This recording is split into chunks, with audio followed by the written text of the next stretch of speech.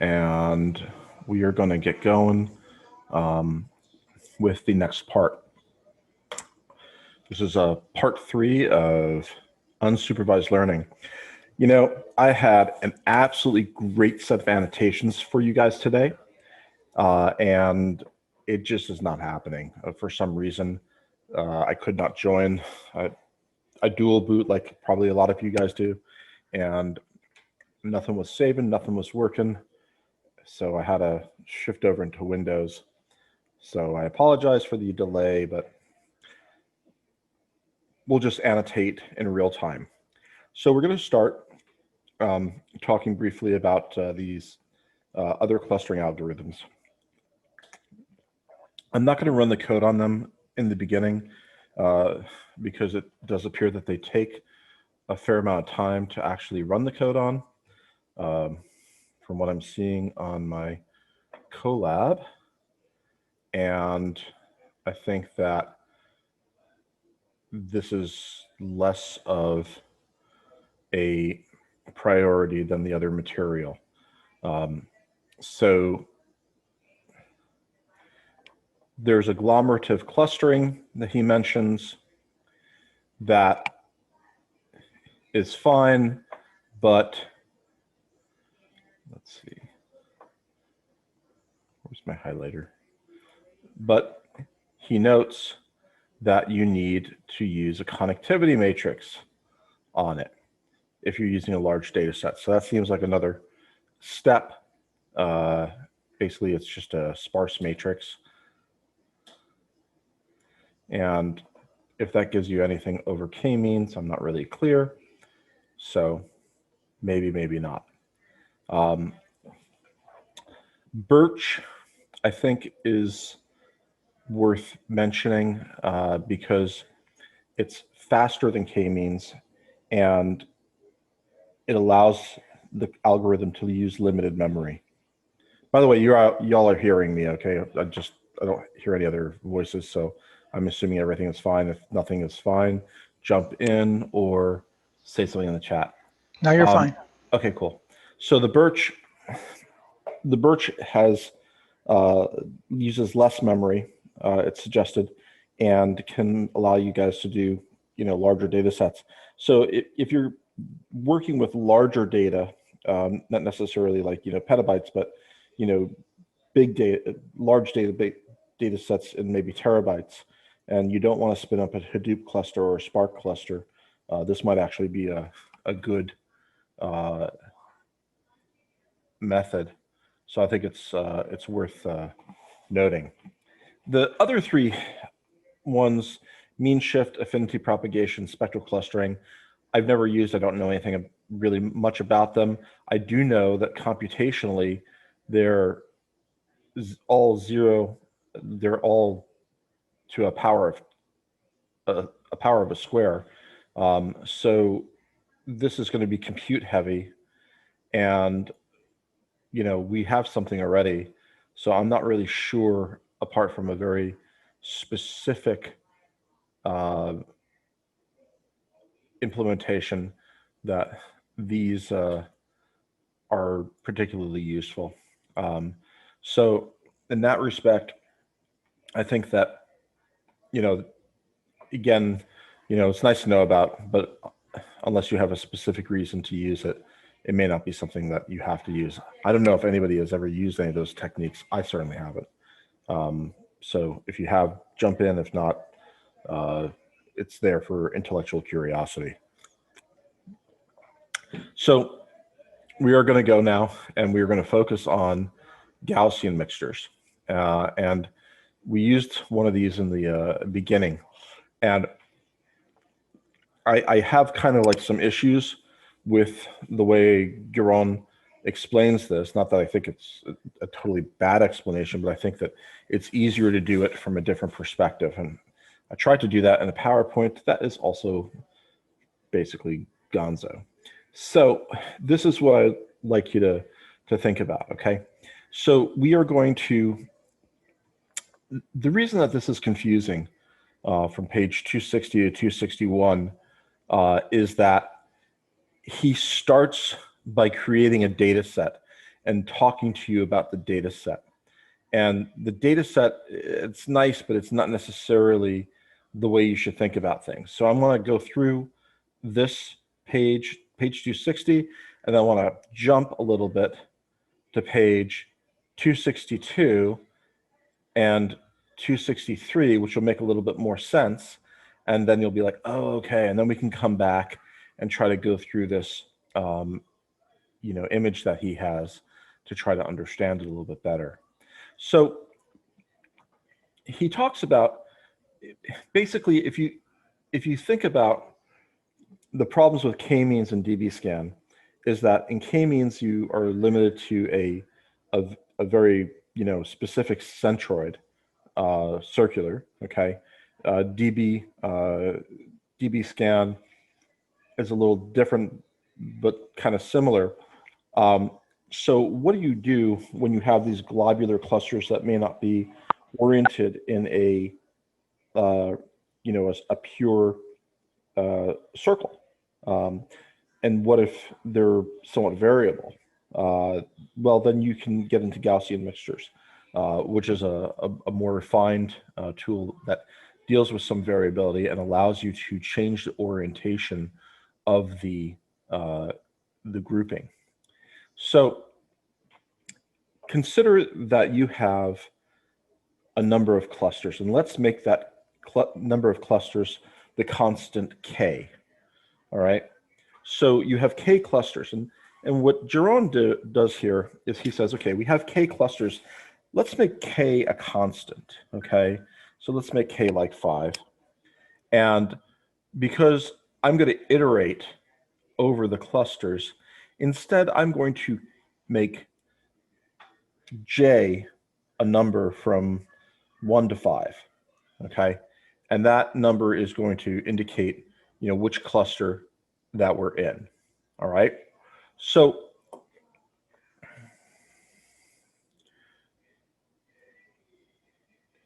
you must know the number of Gaussian distributions or clusters. And he's assuming the data set has been generated through the probabilistic process. And this is kind of the rules that it's doing. So he's going to take one of k clusters, and he refers to that as the jth cluster. And that cluster has a weight phi of j. All right, phi is a probability. And guys, and phi is an individual probability. But if you think about phi, right? Hang on one second. If you think about phi, you can have phi sum to 1, because each individual probability in your clusters is going to add up to a probability of 1.0. So maybe one cluster has a probability that happens 0.2 of the time, one cluster has a probability that happens 0.3 or 30% of the time, and one cluster has a probability of 5 or half of the time. And that is, all those sub probabilities have to add up to a total probability of 1, kind of by definition.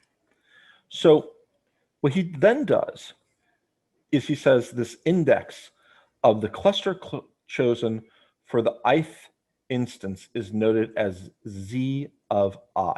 Okay, and what's a little confusing here is that he doesn't give you any clue what the relationship between I and j is. Okay, so what I want you to think about, okay, is that z is the label.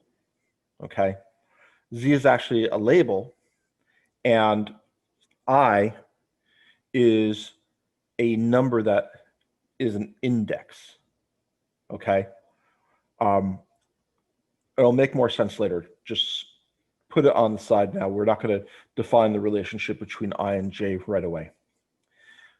So next, he says if Z of I equals J, meaning the ith instance has been assigned to the jth cluster, the location X of I of this instance is sampled randomly from the Gaussian distribution with mean mu and covariance matrix sigma in this mathematical equation that means nothing to anybody. Stop. Okay? So instead, think about it this way. We know that Greek letter psi, okay, is the sum, the sigma, of all the little sub psi's. So up to k, for I equals 1 to k, you're going to sum psi sub I, and it's going to be equal to 1. All right? That's one thing we know. Another thing we know is that there are two more descriptors of this Gaussian process. It has a mean, mu, of j. Okay? That is going to describe the center of this ellipsoid. It has a covariance matrix, sigma, of j. And that sigma of j is going to describe the shape of the ellipse, the width, the length. Obviously, if it's a two-dimensional ellipse, you can think it's an area, all right? If it's a one-dimensional ellipse, it would be a line. You know, we're used to thinking multi-dimensional spaces, so whatever, okay? But I like to think of it as an area, just constructionally. So, Stephen, sorry, I've got a question. Sure. For Gaussian distribution, you normally have a mean and a standard deviation. The bit I don't understand is, so you're saying that covariance matrix is equal to the standard? No, the covariance matrix is going to, I believe it derives the standard you can derive the standard deviation from that. Okay, I think it's the covariance matrix. I believe is a second order equation that comes from the standard deviation. So the standard deviation is a concept that applies to one-dimensional Gaussians. So John, that's what you're familiar with, one-dimensional Gaussians. But here we're dealing with two-dimensional, like in this problem, we're dealing with a two-dimensional Gaussian distribution, which, you think of a bell-shaped curve, that's in one dimension. But in two dimensions, you can think of it as sort of an elliptical peak. And so the sigma, this matrix, this covariance matrix, is kind of like a generalization of the standard deviation, and it describes, as Stephen said, it describes the shape, but the shape in two dimensions. So it tells you along which direction the long side of the ellipse is, and which direction the narrow side of the ellipse is, and it also tells you the widths of the narrow side of the ellipse and the long side of the ellipse. So you can think of it that way. It's okay. As Stephen said, it's a shape parameter. Great. Okay. Thanks, Joseph. Yeah, I think that's a better explanation than what I gave. So what I'd like to kind of, let me just see if I can write on this. What I'd like to, bring home the point is that what we have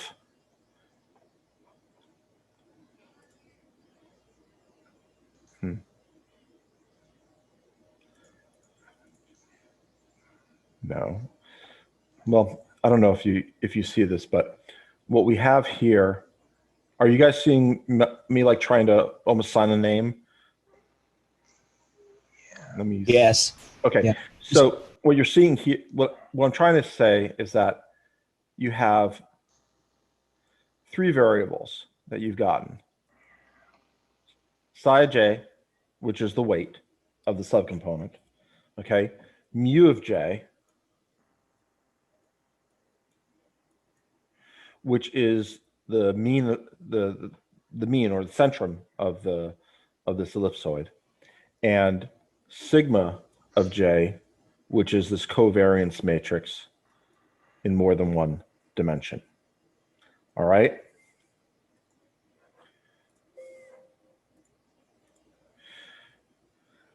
So then we are going to go on, and I'm going to just briefly mention a few different things, okay? So up here, this Z of I is related to a categorical phi. And what I believe he's really trying to say there is that the Z of I, the label, okay, is a categorical label that's based on that probability density phi, all right? And then X of I, the data point that we're getting is a function that's related to mu and sigma. All right. So I just want to pop down. Circles represent random variables, plates, blah, blah, we'll come back to that. And so one of the things that he's talking about, that there are these internal random variables, I'd blow that off for the moment. I mean, it's how it's how the algorithm computes it, but it's kind of, it's in there. You don't necessarily need to see that, okay? One thing I think is wrong here is that this sentence that says there are also k-means mu and k covariance matrices is supposed to read k mu means, because these mu's are actual means. All right, we're not using k-means, from what I can tell, on mu. All right, so No, but he's just saying that each one of those mu's is a mean. Yeah, I agree, but it's confusing that this is I the see. word positioning is it should go after. Okay, so, and we talked about the weight vector phi, which is, you know, the it contains the subcomponents. All right. Let's see what else I wanted to say about this at this time. Solid arrows, squiggly arrows. Yeah, we'll come back to that. All right. So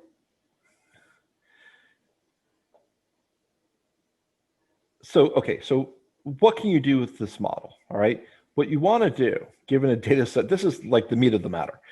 Given the data set X, you want to start by estimating phi and all the distribution parameters mu and sigma. Okay. So you're gonna basically go with an iterative process, and you're going to go through this. So at this point, let's shoot over to here.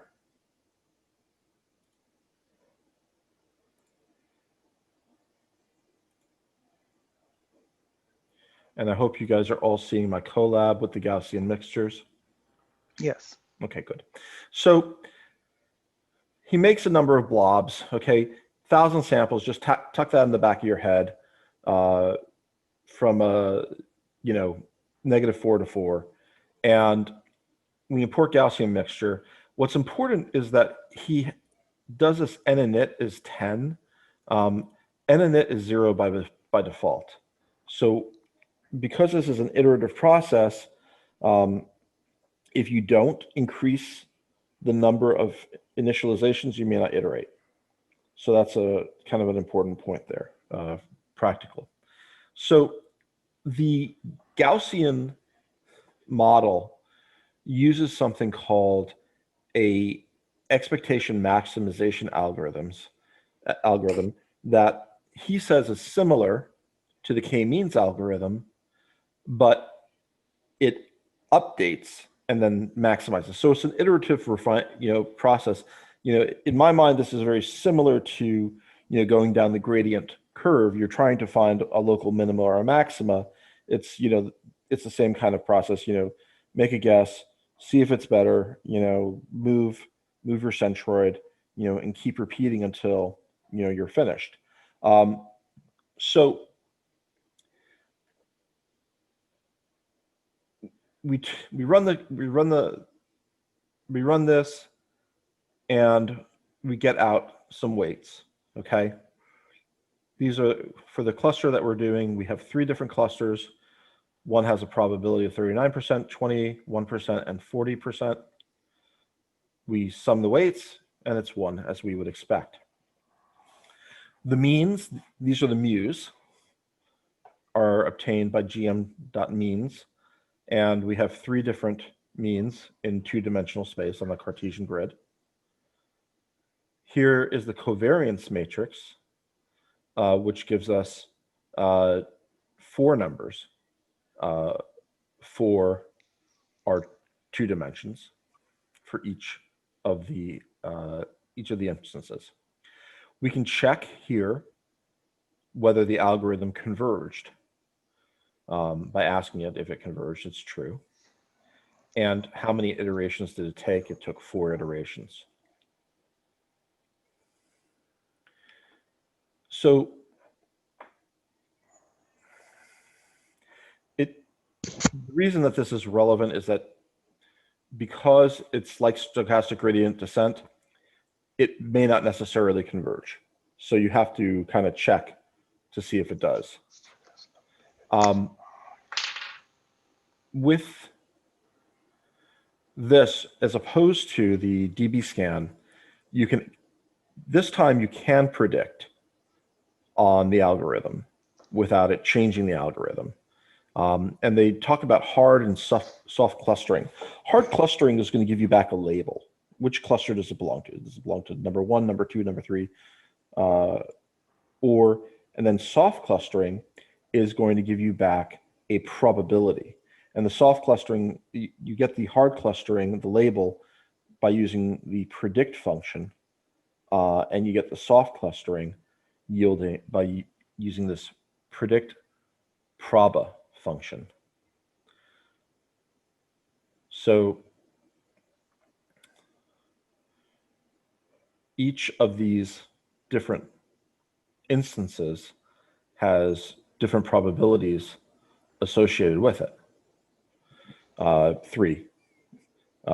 When it runs through the algorithm, I think it's this. So now you can pass. So sorry, here we go. This is the important thing that allows us to kind of go back and understand what he's getting at in the entire diagram. Okay, he gives it 6 new samples. All right, and look at this. It's an array. Okay, but look at the numbers here. 0, 0, 1, 1, 1, 2. Okay. We're not making them necessarily evenly, right? The random samples are going to get assigned to one of the clusters randomly, right? So this is why the J and the I aren't the same, because the label of which cluster you're going into, this hard label, okay, doesn't necessarily have to occur sequentially. And there's an index associated with this that will refer to the label. So that's... Sorry, Steve, just a quick question. So how come you're getting these values of 0, 0, 1, 1, and so on without having done a predict? Right, because surely you're entering a couple of values, and then as an output, it's going to predict which of the clusters it should be in. I think by sampling, that's a good question. It's this is given back to me by the sample algorithm. Okay, so it's going to generate a sample, and the sample is going to be not only the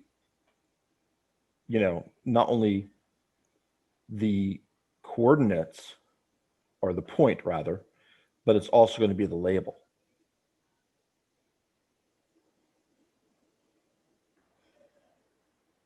So the sample, so it's giving you back which cluster number that point is assigned to, right? Cluster 0, cluster 1, or cluster 2.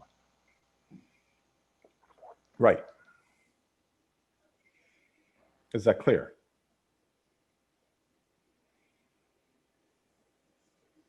So the model is modeling it helps to step back and think about what we're modeling with Gaussian mixtures. We're modeling a mixture of Gaussian clusters, right? Gaussian shape. When you say Gaussian clusters, we mean the Gaussian with the elliptical footprint in 2 dimensions, right? And it can have, so it's an ellipse, but it may not necessarily be oriented along the x-axis or the y-axis. It can have a random orientation.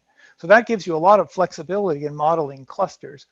And so the 3 things you're modeling are well, there's actually 4 things you're modeling. You're modeling, 1, the shapes of the clusters. Well, yeah, the shapes of the clusters, which are given by their centroids and their covariance matrices. And you're also modeling the probability distribution of being and the probability of being in one or the other clusters, right? That's the phi. So, if you have, I don't know how many clusters he has in this model, maybe 3 clusters, then phi would have 3 values, phi1, phi2, and phi3, which indicate the probability of being in cluster 1, cluster 2, or cluster 3.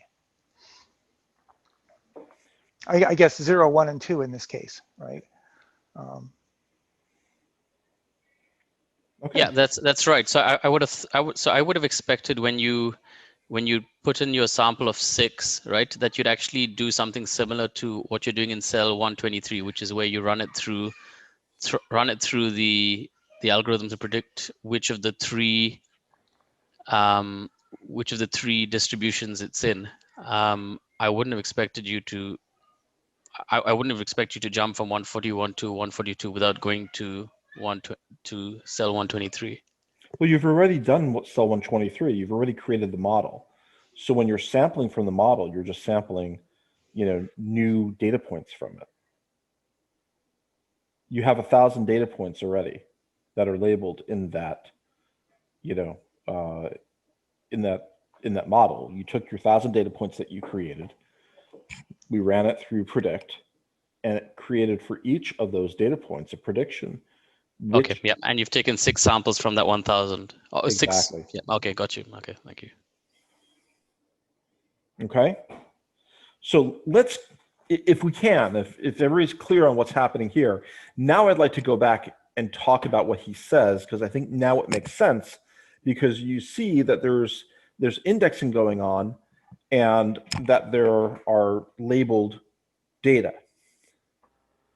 So let's pop back here, okay? So again, we have 3 clusters, all right? J can be equal to either 1, 2, or 0, 1, or 2, all right?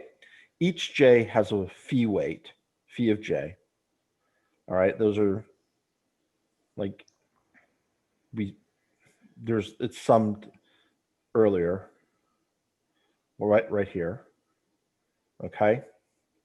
And we're going to assign each of these 1,000 samples an index, okay? It's like 1, 2, 3, whatever, all right?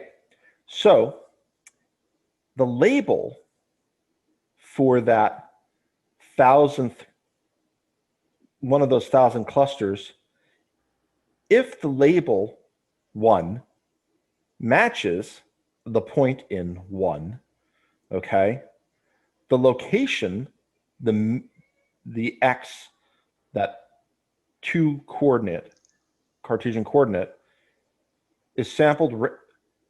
Sorry, there's a sampling that happens from the Gaussian distribution with a mean of mu and a covariance matrix of sigma, because he's creating the data set in this example. So going back to this, okay, you have your labels Z, and you have your instances X. X is a data point, one of the points in the 1,000 samples. Z is the corresponding label. All right. These 2 things together he describes as plate M. All right.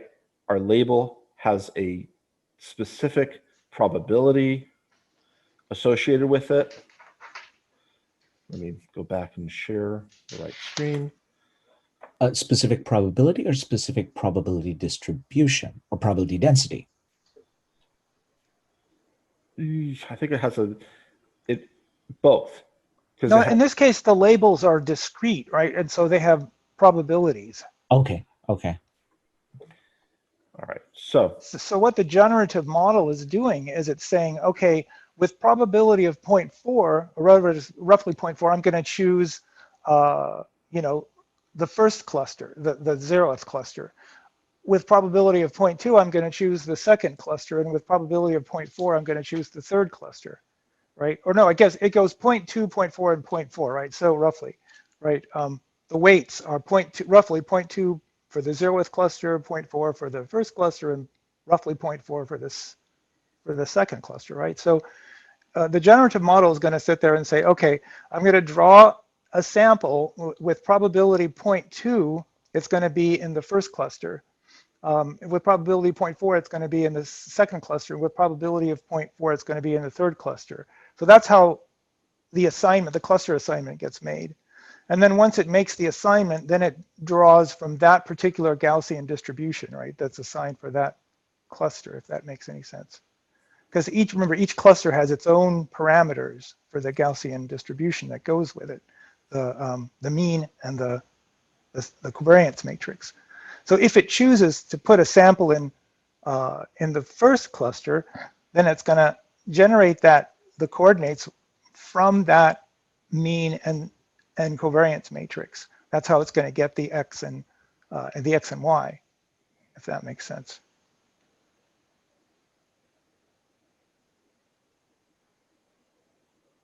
okay. Stephen, I have another question for you.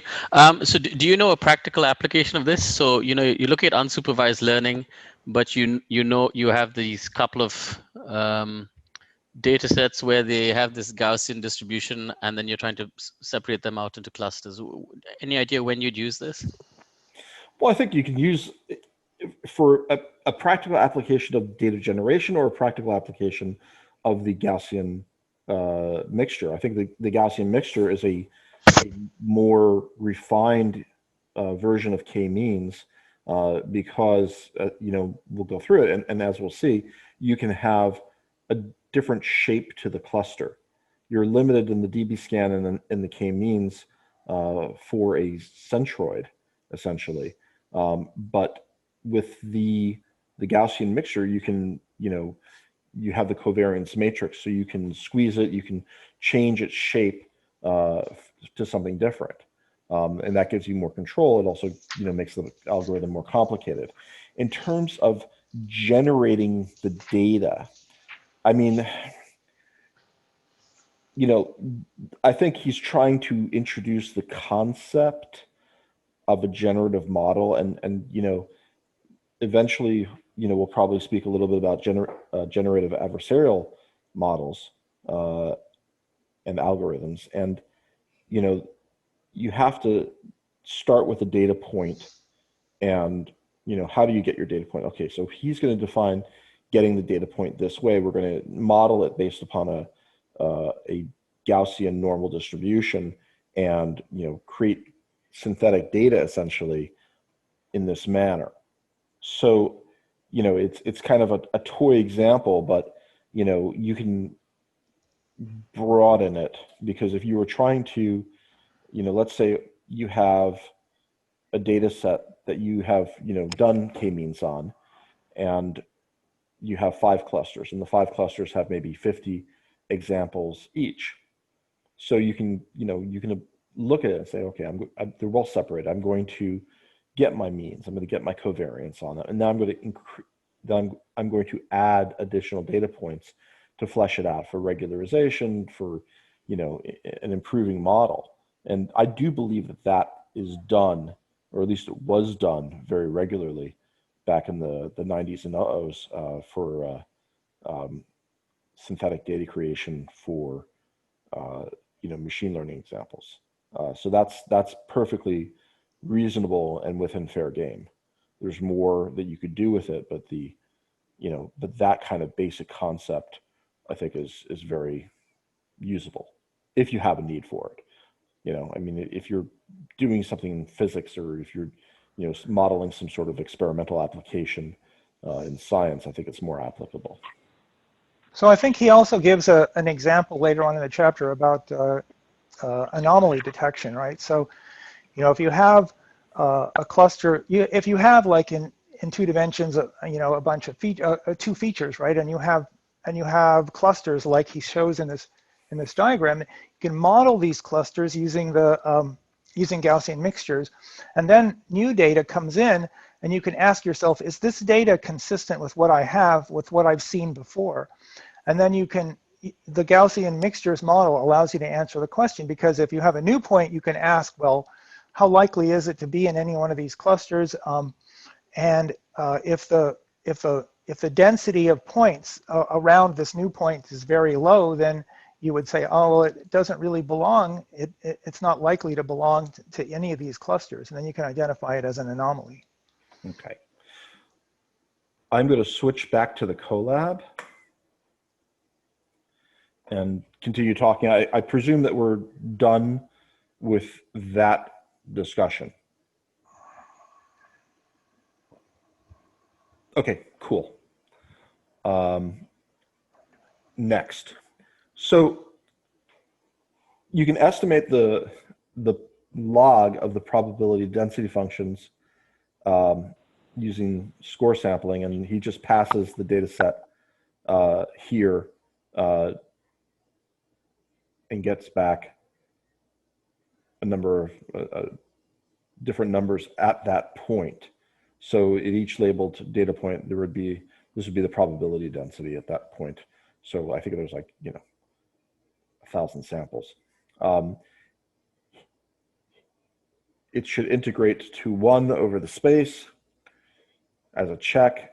So he does that here. It checks. And then we decide to plot the decision boundaries and density contours. And we get this pretty graph. So now you can see that this is an ellipsoid, this is an ellipsoid, and this is more almost like a centroid. So we are able to have some variation in the individual clusters, which is something new. Now, there are different types of there are different switches for the covariance type hyperparameter. This is the full default algorithm. There are no constraints. Everything, you know, can be modeled. Obviously computationally expensive. There's a tide switch where all clusters must have the same shape. They have the same covariance matrix. There is a spherical switch, which means that they must all be circular or rounded, but they can have different variances, different diameters. And then there's a diagonal, which means that it can be an ellipsoid, but the ellipsoid must be parallel to the axes, or it says the covariance matrices must be diagonal. Got to be honest with you, I'm not quite sure what that means. I would probably, you know, do the full or the spherical switches, but the other two may be useful. Never tried them. So a covariance matrix in this case is a 2x2 matrix, and it specifies the shape of the elliptical, the Gaussian, right? If you want an elliptical Gaussian that's parallel to the x-axis or parallel to the y-axis, that's what the diagonal choice gives you. The covariance matrix has has just numbers along the diagonal, and the numbers are different, which gives you an ellipse. So that's the case of the ellipse. If you further specify and you say you want circular, then the covariance matrix is not only diagonal, but both values along the diagonal are the same, and that gives you a circle. If you specify full, then all 4 values need to be determined. So that means you have 4 things to determine in that covariance matrix. Right, and you can actually calculate for yourself how many parameters you need, because let's say you have 3 you have three clusters, right? Each cluster has its own mean and its own covariance matrix. So that would be one parameter for the mean and four parameters for the covariance matrix. So each cluster then has 5 parameters with the full model. So if you have 3 clusters, you have, you have 3 times 5 or 15 parameters to fit, plus the three weights of the phi. So that means you would have like a total of 18 parameters. But if you specify to that they're tied, then each of the 3 clusters has the same 5 parameters for its covariance matrix. So now you only have 5 parameters, 4 parameters for the covariance matrix and a mean. So now you can calculate, if it's tied, you have 4 parameters for the covariance matrix plus 3 different means. Each cluster has its different mean, but it has the same covariance matrix. So now you have 3 means plus 4 covariance matrix parameters, that's 7, and then 3 weight parameters, that's 10. So each one of these cases, you can actually calculate how many parameters you need, and it goes, the spherical model needs the fewest parameters because it's just one parameter for the covariance matrix and one mean for each cluster. I could imagine that, just thinking about a little bit more the diagonal, if you were in a situation where you had a kind of like a linear, almost like a linear along the line, you wanted to fit it with a cluster, you could take the steps of trying to orient your, data in such a way that it was oriented along an axis, and then use the diagonal tag. Probably, if you have trouble fitting with the full, the less computationally demanding ones might give you somewhat of a fit and let you evaluate your data, or at least let you progress instead of kind of spinning your wheels with the full fit.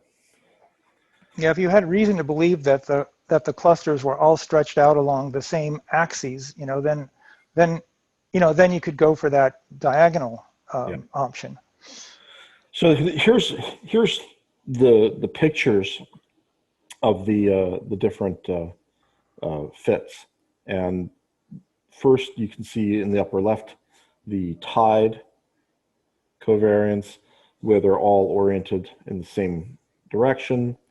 The spherical, which is rounded and globular, kind of sticks these two guys together. Full, which is your best fit. This identifies this as globular, and these two is more ellipsoidal.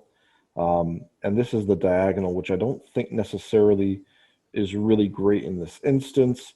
But, as we were just talking, if you decide to reorient the axes as this was like this, then these would be along the axes, and it would make a little bit more sense. This is still going to be a problem. I guess if you did PCA on the data, then you could get it to rotate to an axis where where you'd rotate the axes like it looks like 45 degrees, and then you could probably do the diagonal one. Yeah, I think you could just do a dot product and as well. Okay, so let's move on to anomaly detection. So the idea being is that you can use these Gaussian mixtures to identify, which points are out of scope.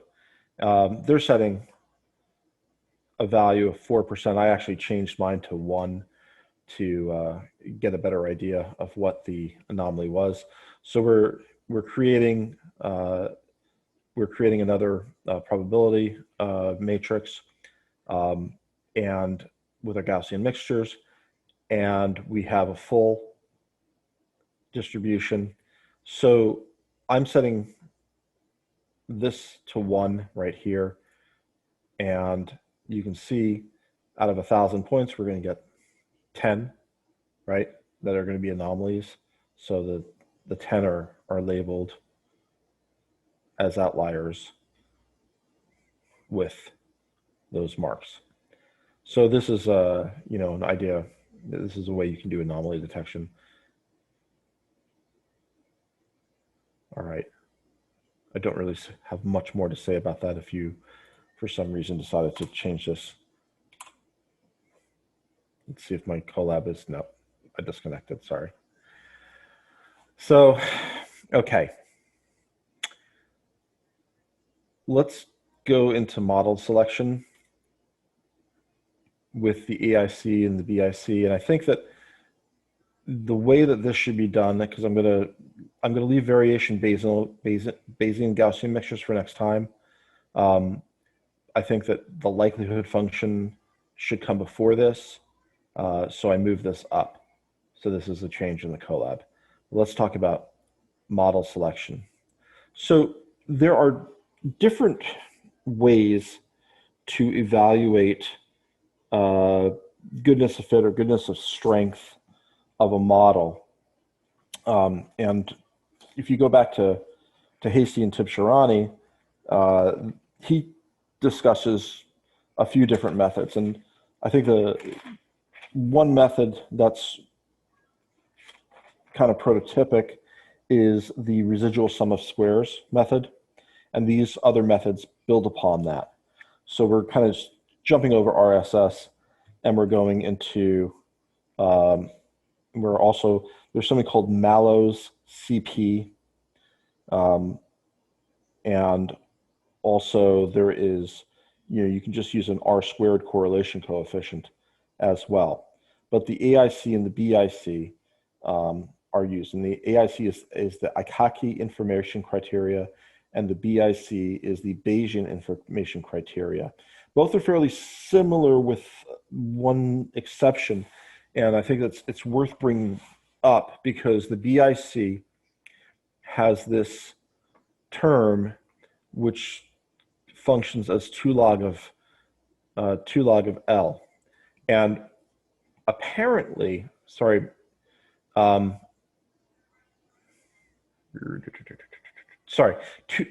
the log of M times P. Apparently what happens with BIC as opposed to AIC is that BIC is going to be, because of that log, it's going to be more sensitive to the number of instances or your number of K clusters that you get. And with a K greater than 7, the log of 7 becomes larger than 2, and this starts changing the formula. So BIC is fine, but not for complex data. It tends to, I believe, reduce, let me see here. It tends to reduce things. And he mentions this briefly here.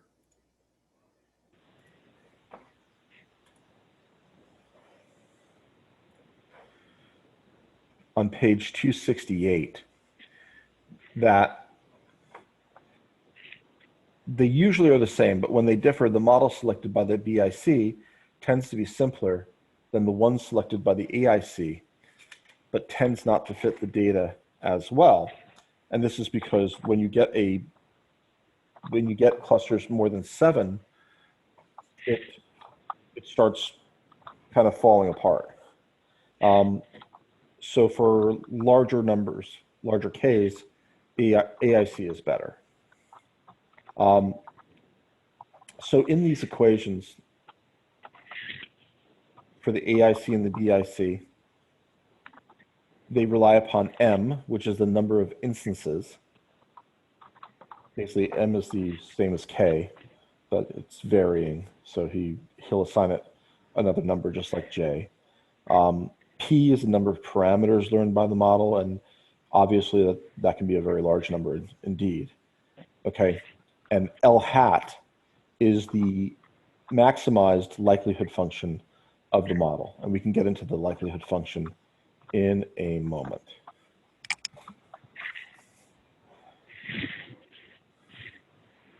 So if we take and pass our model, the BIC, and just calculate it like so,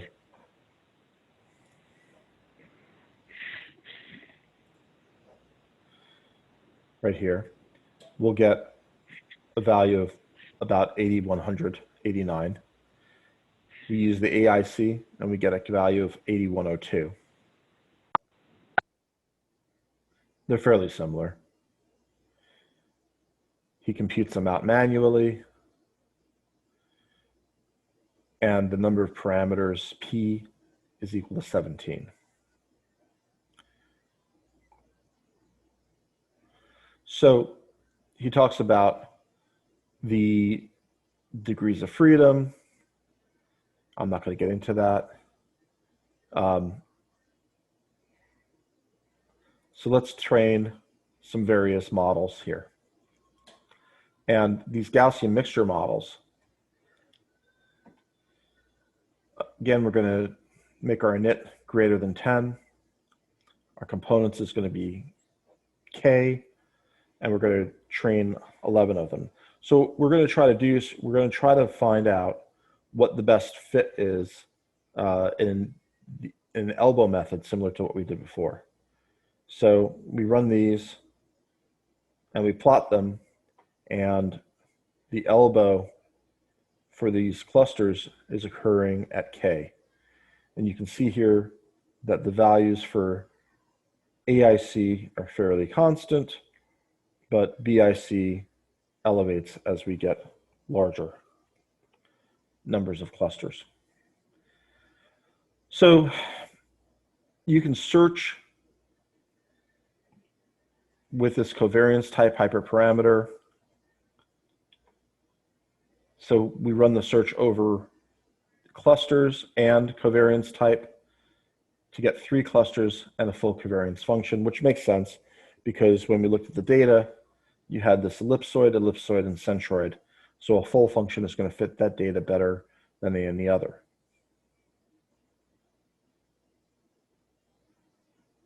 All right. Let me just make sure that that is all I want to show you guys with that before we go into the likelihood function. Oh, and it's worth noting that when you choose a model with 3 clusters, you said that there were 17 parameters, and that is because when you have 3 clusters, you have to solve 3 of the parameters are the weights of the clusters, right? The weights of clusters 0, 1, and 2. 3 of the parameters are the means of the Gaussian distributions for the clusters, and then there are 4 parameters for each covariance matrix, and so there are 3 of those. So then you have 3 times 4 is 12. So you have 12 plus 3. Let's see. 12 for the covariance matrix parameters, 3 for the means. So that's a total of 15, and then you have 3 for the. Actually, only. Let's see. You have 3 parameters for the probabilities for the weights, but only 2 of them are independent because they have to sum to 1. Right. So then you have 3 times 4 plus 5. Sorry, 3 times 4 for the covariance matrix, plus 3 for the means, and then plus 2 for the weights, and that's equal to 17. So it's worth kind of convincing yourself that that's the case. So if I recall correctly, is it right to say that both these AIC and BIC, the lower is the better? Yes. Lower the figures are the better it is. And the other carryaway is BIC penalizes more parameters than AIC does. Is that a correct takeaway? That is, the more parameters you have in the model.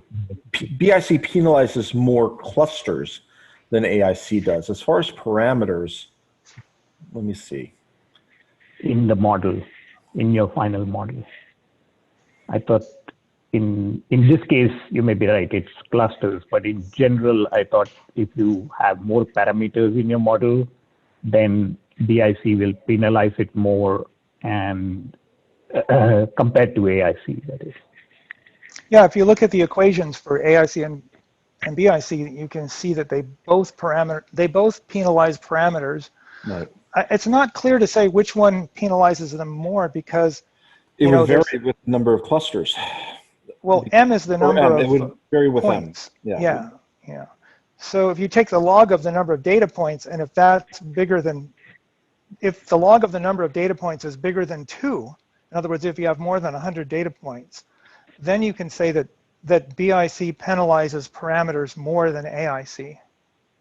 Yeah, Does under that make that sense? condition. Joseph, Yeah. I thought M was clusters, not. It says M is instances.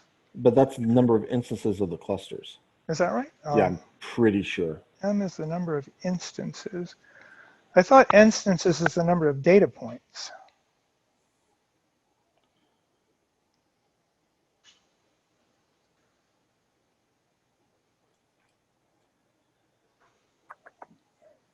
I'm looking up my notes here.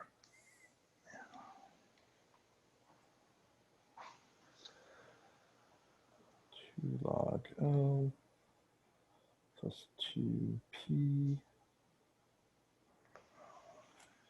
and then log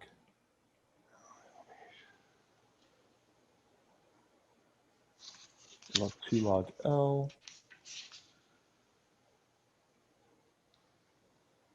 plus. It's hard. I have the BIC in a different format. It's hard for me to dope that out, but I really thought that M was the number. I don't know. I might be wrong about that. I don't know. Is the answer. Okay. If you're right, Joe, then if M is just samples like N, then yeah. Yeah, so it's on Wikipedia, and it's got a definition, and it does say that that number M refers to the number of data points. Okay. So that must be, yeah. All right. I will retract, but yeah, I'm just reading from my hasty tip Shirani notes, which basically goes into BIC. Since log of N greater than 2 for any N over 7, BIC places a heavier penalty on models with many variables. Yeah, because that scale factor, see, there's a scale factor in front of the number of parameters, right? And for AIC, that scale factor is 2. For BIC, it's log of That's something I'm wrong. M. You're right. It is the number of cases. I'm wrong. Right. So for data sets larger than 100, then okay, for a data set equal to 100 data points, then they would give you the same answer, right? Yep. Because log M is 2, unless that log means natural log, but so I'm not sure. No, I think it's a log. Is it a log 10? Okay. Yeah. So for a data set of 100, they give the same answer, but for data sets larger than 100, then as Srinivas says, the BIC penalizes the number of parameters more heavily. Yeah, I agree. Okay. I agree. I stand corrected. Okay, so going a little bit further into the likelihood function.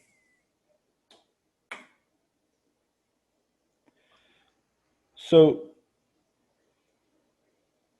this is kind of neat, and I'm going to go back to, let me just make sure. I'm going to go back to here in the text. And what he does is he makes a few points, okay? And first of all, okay, he would like us to understand the difference between probability and likelihood. So let's read through this. So given a statistical model with some parameters theta, the word probability is used to describe how plausible a future outcome X is, knowing the parameter values theta.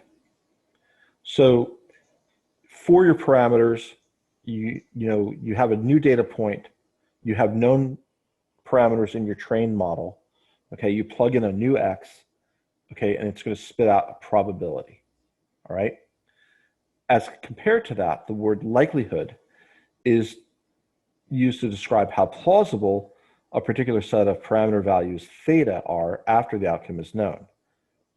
So for a trained model, to sample a data point from that trained model, okay, what are our theta values for that model, or a range of theta values for that model for a known point? What are the plausible points? So he gives an example of this Gaussian distribution and has a single parameter theta that controls the standard deviations of both dimensions. The model f of x theta, okay, yields this probability function. So if you set theta to 1.3, which is this lower black line here, it cuts across the model, and you see it having, intersecting different regions of probability. All right. If you set x to 2.5, it cuts vertically across this model, and it intersects really just two areas of different probability. All right. Does everyone kind of see that? Is what I'm saying making sense? Because I think that's really helpful to understanding this problem. And what I've done is I've actually done a few different plots to kind of help us understand it as well. So let's use the space case, and let's play around with it a little bit. So he says that, if you want to estimate the probability that x is going to fall between -2 and 2, right? You calculate an integral on the range, which is this function. And he also asks, what if you don't know the theta and you observe a single instance of x equals 2.5? Well, then you get a likelihood function that looks like that. So let's go through this. A lot of setting up. I don't think that anything in the code is particularly relevant yet. So let's take a look at the plots. And these are the plots that Jaron gives us. Okay, once again, you're cutting across from north to south on this at an x of 2.5, and you have really just two different areas of different probability. And we see that there's a broad area of stable probability, and that's kind of related to this, I think. And then the probability changes in this area, which is probably related to this. That's when we look at our theta, we're changing the axis of our theta and expressing it as a likelihood function. The likelihood function of theta is relative to x at 2.5. He also gives us a log likelihood function, and I'm not clear really why he gives us that. I think he gets into it a little bit later. Let me make sure I'm sharing the right thing with you guys. Okay, so this is the base case. Sorry, I was on the other screen. But you get the idea. It's the same thing. So once again, this vertical line at 2.5 corresponds to this likelihood function. There's this area that looks like stable probability density that corresponds to this. And then it kind of falls off, and that probably corresponds to this region right here. The log likelihood is in the lower right-hand side. So he's just trying to say that if you maximize likelihood, You can also maximize the log likelihood because the two are essentially, they're not the same, but they maximize similarly. So I wanted to fool around with this a little bit, and I wanted to plot some different areas to try to understand what was going on and see if I had it. And just this was the probability density function again. So let's change some things around. And this is in my collab. So I'm going to change the vertical line to 1.0. And I think I kept the horizontal line stable at like 1.2 or 1.3. So the PDF, you know, I didn't change the shading. It's basically the same, but the likelihood function changes. And now it's convex. We had this concave function, and now it's convex. And the log likelihood goes in a similar fashion to the likelihood function. So I thought that that was kind of interesting. And this is an area of some steeper change. So I also decided that I was going to fool around with this as well. And by the way, I'm getting these by changing the index so I can access a different point in that series of data points. So here, I'm going to change both of these. I'm going to change this from 1 to -2, and I'm going to pump this up to 1.5. My probability function is relatively the same. My likelihood function changes, and it actually kind of creps out here. And I could not find in the limited time where the log likelihood is, but I imagine it's going to have a similar curvature to it, just out of scale. So hope that that is helpful and interesting. As far as the rest of what he's saying here. So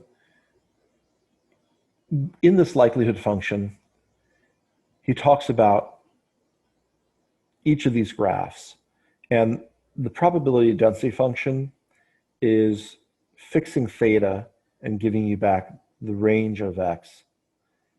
The likelihood function is the opposite. It's a function of theta with a fixed x. Likelihood is not probability. If you integrate probability, you get 1. If you integrate likelihood, you can get anything. So given x, you want to find the most likely parameters for a model, or most likely value for a model, and you try to find the values that maximize the likelihood function given the data set. So he's kind of like trying to get us into, you know, like the cost function, essentially. So if you observe a single instance of x of 2.5, the maximum likelihood estimate of theta hat is 1.5. And let's go back to this graph. So the single instance x is 2.5, and he's asserting that the maximum likelihood estimate of theta is 1.5.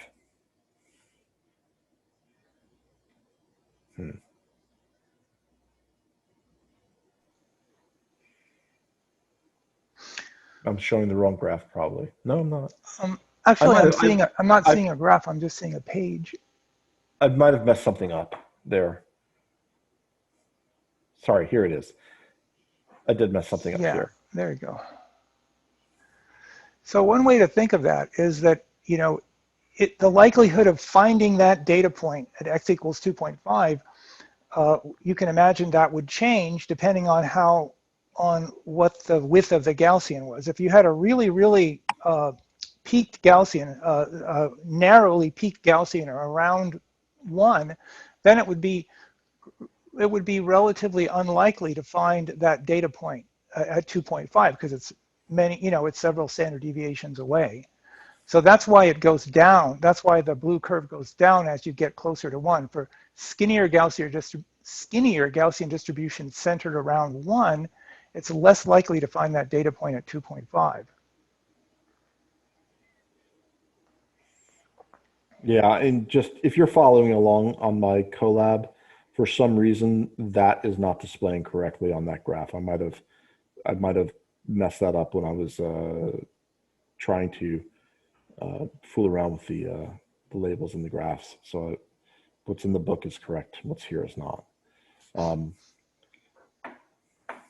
right. So then we talked about, he talks about if a prior probability distribution G over theta exists, and this gets into Bayesianism, and I'm not a Bayesian. So you can maximize the likelihood function of theta as relative to x times G of theta, the prior, rather than just maximizing the likelihood function. And this is called a maximum a posteriori estimation. So he feels that it's a regularized version of a maximum likelihood estimate. And I think that the point is that, the log likelihood and the likelihood kind of go along, but apparently computationally, log likelihood is easier to compute than just a regular likelihood. All right. Another thing is that when you calculate the likelihood of a data set, you're actually having to multiply the likelihoods of each data point together. So you end up with this long product of likelihoods. And you can imagine if you had 1,000 data points, you'd have 1,000 factors in this long product. And those factors could get very small. And so the product could become a very small number, and you know that when you try to work with really small numbers, sometimes you have underflow problems. So instead, you take the log of it, and that maps very small numbers into relatively manageable integers, like 10 to the minus 25. That's a really small number, but the log of that is minus 25. So it just makes the computations less subject to underflow. And I guess it's quicker to add things than it is to multiply them. So maybe that's another reason it gains computation time. And so that pretty much ends what we are going to do today. So we have one more session in which we're going to do the variational Bayesian Gaussian mixtures. And there are some other things that he talks about for anomaly and novelty detection. And if we have some time, we'll go back and we can use some of those funky clustering algorithms that we did not discuss today, spectral clustering and agglomerative clustering. I ran the spectral clustering, it was pretty slow. So that's kind of all I have for you guys. Questions, comments, you're all on. Yeah, question. So in the case of Gaussian mixtures, we know that the distribution is Gaussian, right? The underlying distribution. So is that possible? One of the reasons that he says that if a prior distribution is known, so in the case of Gaussian mixtures, G theta, as he uses it here, is known because it's known in the sense that it is a Gaussian. We may not know the mu and the sigma, but we know that it is a Gaussian, and that would seem to help constrain the likelihood function, because you can then multiply the G theta times the likelihood and get the map. Is that a right way to think about it? When I think about this as the Bayesian, a posteriori.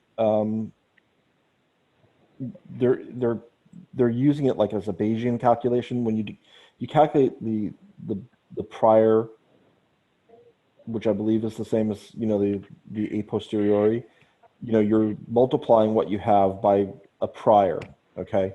And I think that this is part of a Bayesian algorithm, and I just, I only touched on it very lightly. Joe, I think that's how I thought of it when I was going through this material. I don't know, am I right or am I off here? So the g No, of I think you're theta, right. the g of theta in this case isn't the distribution isn't the Gaussian, isn't the parameter for the Gaussian distribution. It's like if you know that that the standard deviation, let's say you're dealing with a one-dimensional Gaussian, so you have a standard deviation parameter sigma, but he's talking about a prior knowledge of where those parameters might be.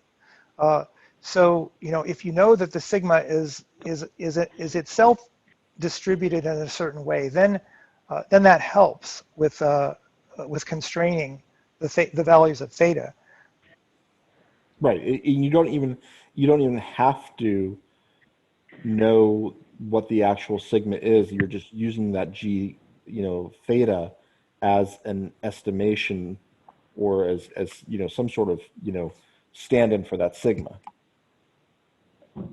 So if you have reason to believe that the sigma is in between 1 and 2, for example, then, and if it's uniformly distributed between 1 and 2, then you could use that information here to help you constrain the answer.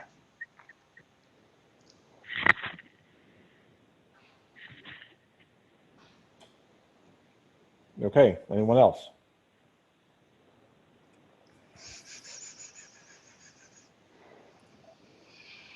If we have time in the next session, could we do an overview of this chapter?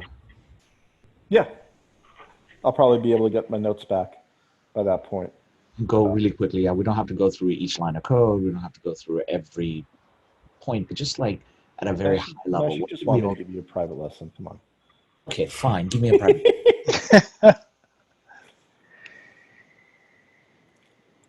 So yeah, I mean, I think we'll have some time left over. What's going on with the homework sessions? Because I have not been attending those. Are those still happening, or are the example sessions going to be covered in a separate meeting? Yeah, I can speak to that.